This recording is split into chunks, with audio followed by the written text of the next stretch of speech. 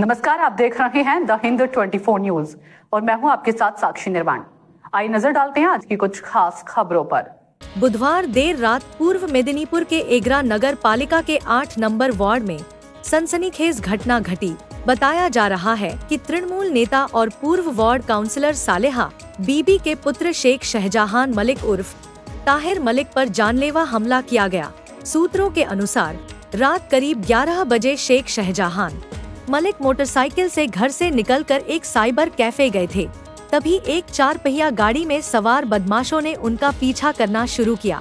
आरोप है कि उन पर रास्ते में हमला किया गया और यहां तक कि बदमाश उनके घर तक उनका पीछा करते आए। इस हमले में शेख शहजहान मलिक को मारपीट का भी सामना करना पड़ा, लेकिन किसी तरह वह जान बचाने में सफल रहे। मैं चाहता हूं कि पुलिस प्रशासन दोषियों के खिलाफ सख्त कार्रवाई करे। घटना की जांच एगरा थाने की पुलिस ने शुरू कर दी है। वहीं परिवार और स्थानीय लोग अब भी दहशत के माहौल में जी रहे हैं। না ঘটেছে এই সম্পর্কে আপনি কি জানেন? আমরা জানি যে তায়ের শাহজাহান মল্লিক সবার পাশে দাঁড়ায়, রাত্রে भी বললে দাঁড়ায়, দিনে भी দাঁড়ায়, কিন্তু তার উপরে তো কেন দুষ্টুতি নেই। তো এরকম টাইমে যে স্বামীর পরে একটা ঘটনা ঘটেছে, কি বলবেন?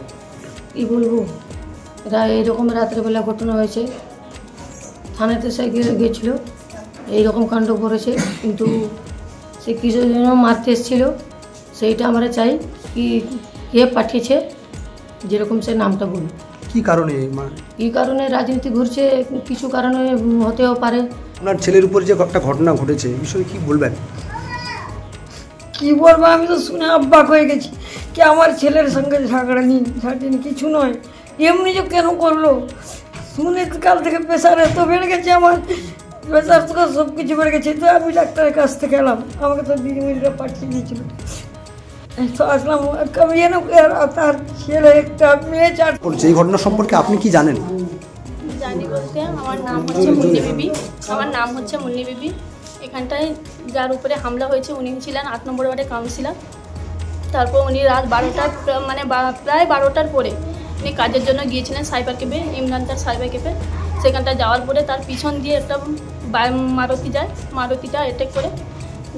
যখন উনি ভিতরে থাকেন ওনাকে ডাকা হয় যে আপনি আসুন, আপনার সঙ্গে দরকার আছে, কিন্তু উনি তখন ভয় পায়, কেউ ছিল না, সাইবার ক্যাফের মালিক একজনই ছিল আর একজন লেডিস ছিল।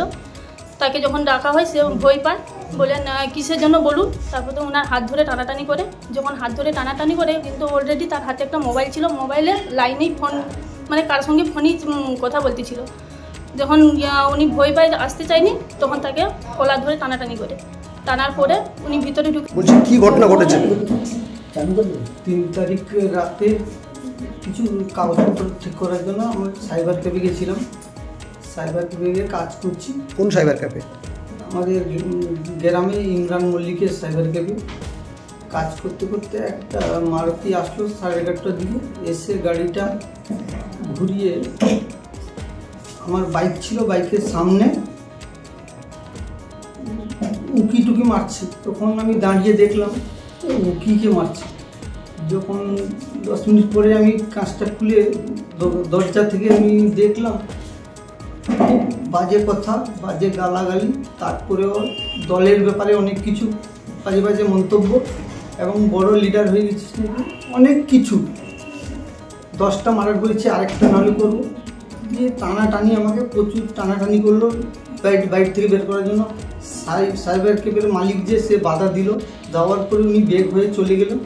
যাওয়ার পরে কিছু ঘন্টা পরে আমি বেরিয়ে আসছি, বেরিয়ে আসার পরে আমার গাড়ির পিছনে ফলো করে আমাকে মার্ডার করার চেষ্টা, একদম 100% সিসিটিভি আয়ত্তের মধ্যে আছে, ডকুমেন্টস সব কিছু আছে। তারপরে আমি থানায় অভিযোগ করি, অভিযোগ করলে ওসি সাহেব দায়িত্ব দেন একজন অফিসারকে। অফিসার আমাকে ডেকেছিল, আমি থানায় এখন গিয়েছিলাম। যাওয়ার পরে উনি সব স্বীকার করে নেন যে দোষী ব্যক্তি, উনি সব অফিসারের সামনে স্বীকার করেন। অফিসার যখন বলে ওনাকে পা ধরতে আমাকে বলল, তখন আমি থানা থেকে বেরিয়ে এসেছি। তারই জন্য আমি এই সাংবাদিককে ডেকে আমি। দোষী ব্যক্তিটা কে? দোষী ব্যক্তি হচ্ছে দিলীপ বোস। বাড়ি কোথায়? বাড়ি এগরা 8 নম্বর ওয়ার্ড। কি করে সে? ওষুধ বিক্রি করে, গাড়ি চালায়, বিভিন্ন রকম তার নামে নিজের ভাইকে সে মার্ডার করেছিল। সেই আত্রাসে আমরা ঘর ফ্যামিলি আমার পাড়া প্রতিবেশী সব কষ্টতে মানে হঠাৎ করে আপনার সঙ্গে কেন এমনটা ঘটলো, কি কারণে? সে দুজন ব্যক্তির নাম বলেছে, আমাদের ওয়ার্ডের লিডারের দুজনের নাম বলেছে, তারপরে বিভিন্ন রকম দলের কথা বলেছে। সেই ব্যাপারে আমার ঘর সব কারো শত্রুতা করেনি, সে লোকের জন্য জীবন শেষ করে দিয়েছে। ঘর দেখেনি, মাকে মানে সবাইকে ভালোবাসে, সবাইকে আদর করে সবাইকে নিয়ে চলছে। এবার তাহের মল্লিক যখন বেরিয়ে গেল, শাহজাহান মল্লিক যখন বেরিয়ে গেল, কারো তো ক্ষতি করেনি।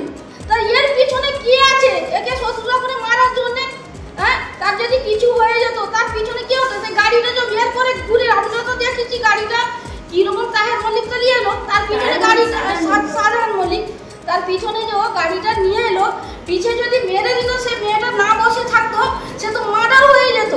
তার হতো সাহস, ক্যামেরা থাকতে থাকতে যদি মার্ডার করে, সে তো একদম গুন্ডা। আবার একটা 8 নম্বর ওয়ার্ড, সে 8 নম্বর ওয়ার্ডে সে বি যেরকম এ বি সেরকম, কোনো কারো সে ক্ষতি করেনি। কি শত্রুতা সেটা আপনারা বিচার করুন, ভালোভাবে বিচার করে দেখুন, না তো আরো আপনার খবর কোথায় পৌঁছবে আমরা বলতে পারবো না। কিন্তু একে কারো মানে देखते रहिए द हिंद 24 न्यूज।